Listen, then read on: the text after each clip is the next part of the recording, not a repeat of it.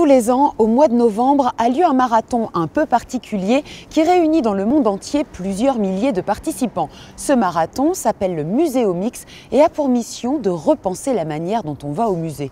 Une sorte de laboratoire éphémère pour expérimenter et faire bouger les choses. Alors, allons découvrir le dispositif mis en place au Palais des Beaux-Arts de Lille, dont le Crédit Mutuel Nord-Europe est le mécène. Ils sont bricoleurs, codeurs, graphistes. Et l'opération Muséomix les invite à s'installer dans un grand musée européen. Le but ? Inventer en 3 jours de nouveaux dispositifs pour rendre le musée plus interactif. Au Palais des Beaux-Arts de Lille, ils étaient 54 à participer mi-novembre. Donc ça veut dire que ça, il faut que je mette en dur dans le code Arduino.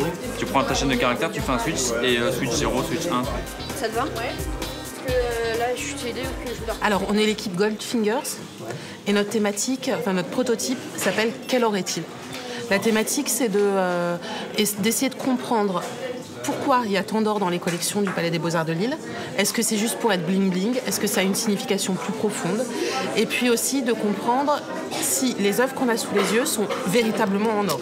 Notre dispositif, il est constitué de deux outils, une tablette et une touche au tech. Ouais. Que tu vas retrouver aussi dans ceux-là. On a 4 petites cases avec 4 aspects différents de l'or ou du doré. Et l'idée, c'est de percevoir la différence entre la feuille d'or, le cuivre doré, la peinture dorée à la main, ce qu'on ne peut jamais faire dans un musée. Là, je suis en train de mettre en couleur le logo du prototype qui a été imprimé en 3D pour faire un petit clin d'œil au côté bling-bling de l'or, inspiré des colliers de gangsta et de rappeurs.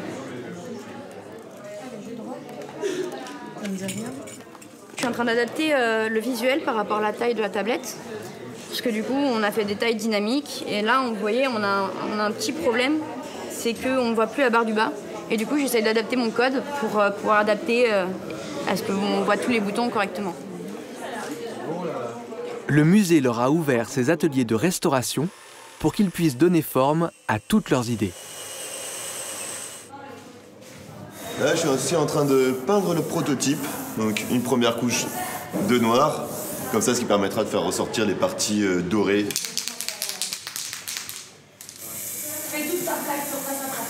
Dans 5 minutes, c'est le crash test. 5 minutes. Le crash test, c'est une mise en situation avant l'arrivée des visiteurs avec une sorte de jury composé de membres de l'organisation de Muséomix. Et là, c'est le gros flip, quoi. Après le crash test, on nous dit non, ça va pas. Votre totem, il est trop gros, il faut le faire plus petit. Votre discours, ça va pas, il faut tout changer.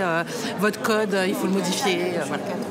Et on n'a pas plus d'indications que ça. C'est la technique. Ouais. Et vous pouvez zoomer, on va faire une petite indication comme quoi vous pouvez zoomer. Et la symbolique. Et du coup, on a des images vraiment de l'œuvre en elle-même. Et du coup, on retourne dans le menu et puis pour les prochains. Bravo, voilà. Cette interprétation.